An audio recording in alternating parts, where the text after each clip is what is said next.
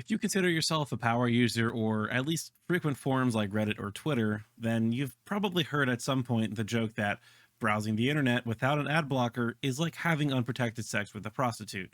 And while that is needlessly graphic, there is some truth to the joke. Lots of websites and advertisers have moved to much more invasive forms of advertising that are either annoying, such as automatically playing sounds and videos, or very excessive, with some sites filling up entire pages with ads and making you click through a bunch of pages just to see the content. And some are just plain dangerous, being laced with trackers or possibly even malware.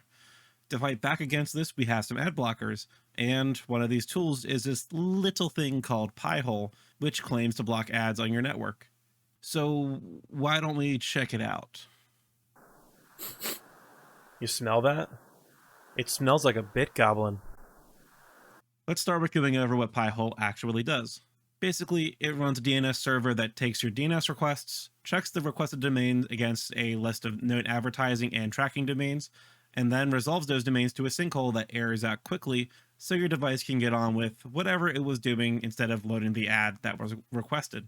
Doing ad blocking this way, instead of the more traditional approach with extensions in a web browser, is that it can be more easily deployed to devices on your network, and even works for more applications than just your web browser that you've configured with, say, uBlock Origin.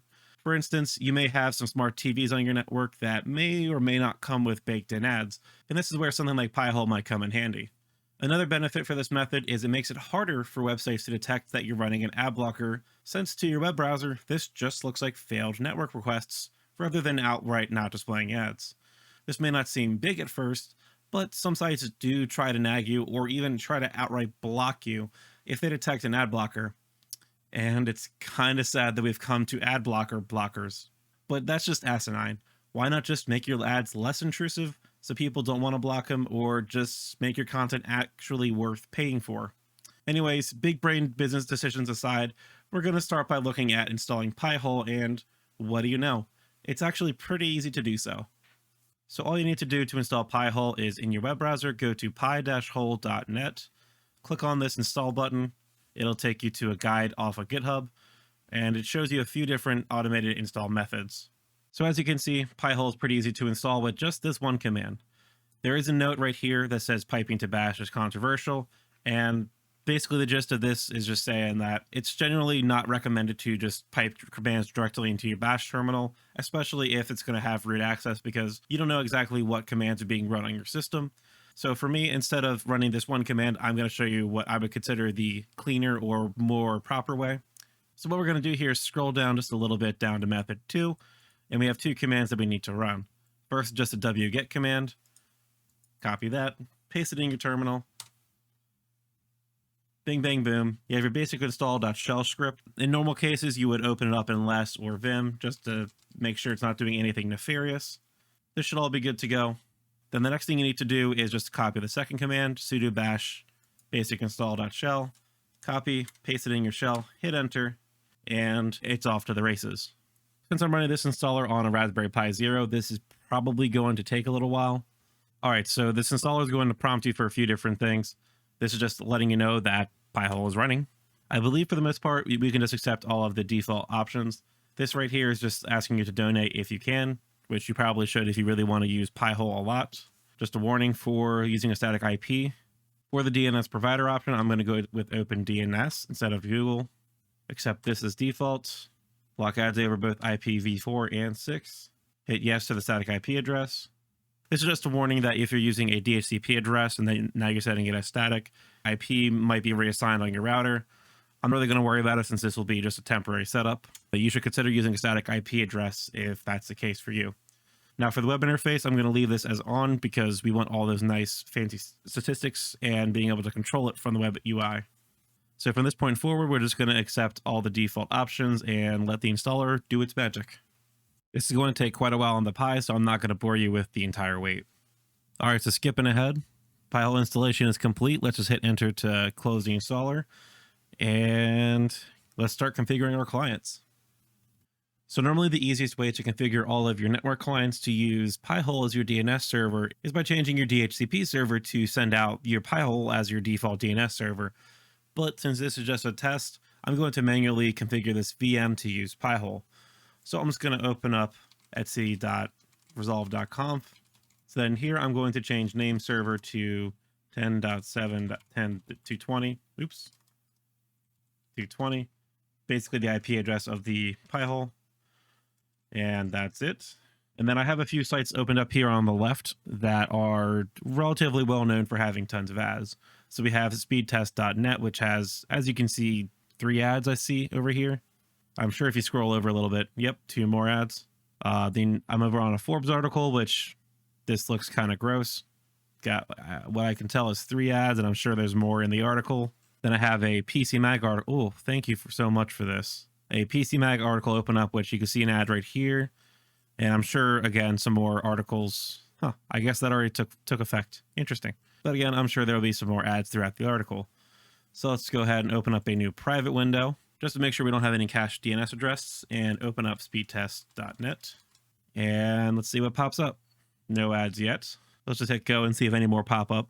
While that's running, let's open up another one. Let's go to Forbes.com. So open up that same article. And look at that. We have an empty spot right here where the ad used to be. Let's see. Let's open up that Forbes article again. Look, that looks way different. There's supposed to be a video here, but it doesn't even load. No ads at the top or on the side. We don't see any more ads, which is nice to see. Now let's open up that PC Mag article as well. Copy and paste that address. And there's no ad up here at the top. And I'm sure if we scroll down, we'll see some empty spots entirely. Huh, look at that. We don't even see that unable to connect under that advertisement banner. We just see nothing. Seems to be working pretty well. So another way that you can test making sure that Pi-hole is actually working is by going to the web interface for Pi-hole. To do that, you can just type in the IP address of your Pi-hole instance. In this case, 10.7.10.20 for me, and then /admin. Give it a sec to load. And oh my God. But there we go. Pi-hole is loaded, and that's, what did we load? Like 3 sites? I guess 4 pages or 5 pages or so, but wow, that was it's a lot of queries blocked for just loading up 4 sites. That's quite telling for those sites. And you can see even here, it shows you the percent blocked out of the total queries made, which honestly is quite sad that we have more than 50% of the DNS queries made are being blocked. Now, if you also want, you can go to this little login button on the left side. On the right here, I have the password that was generated for me during the install process. You just have to copy that, paste that into the little password prompt, hit login. So from here, now that I've logged in, you can actually see a little bit more statistics here on the dashboard page. You can actually see what domains are being permitted, what domains are being blocked, and how frequently. And there are tons of settings that you can fine-tune and tweak throughout your usage, but I'm not going to get into that here since that is quite a deep rabbit hole, and I want to keep this video somewhat succinct. So now if you're hooked and are not quite sure what device to install this on, then look no further. This right here is the Raspberry Pi Zero, which is a super low powered computer that can be had for as little as $5 and is actually more than powerful enough to run a Pi-hole. Unfortunately, that $5 doesn't include things you'll need like a power supply to power the darn thing, an SD card to install an OS on, a case to protect it from physical danger, and in this case, you'll also likely want a USB Ethernet adapter to get faster response times. But realistically, a setup like that would only run you about $25, maybe $35, or maybe a little more if you want to go nuts with things like heat sinks and other not so necessary accessories. And honestly, I really love inexpensive setups like this, since the barrier to entry is super low and more people have access to buying something like this. And also, in the event that your Pi just dies randomly from old age, or you lose an SD card or something, it's not that much money to replace and maintain. That makes it a lot easier to recommend these things to people and not have to worry about being that guy bragging about something expensive. So anyways, to wrap things up a bit, I just want to leave you all with a little bit more food for thought. First, be aware that using Pi-hole is a bit heavy-handed in that it blocks anything and everything that comes from domains marked as advertising or tracking domains, and disabling it is a bit more involved than simply pressing a button in your browser. Pi-hole can sometimes cause issues with sites like Facebook, Twitter, and some articles that may be linked from those sites. And I can tell you from personal experience that if your family or friends can't read their stories or get to Facebook, then they will certainly complain that things are broken. So on that note, if you deploy a solution like this for your family, just be prepared to be a little flexible with what you allow through the whitelist, and it'll likely take a little bit of tinkering until you're completely happy with it.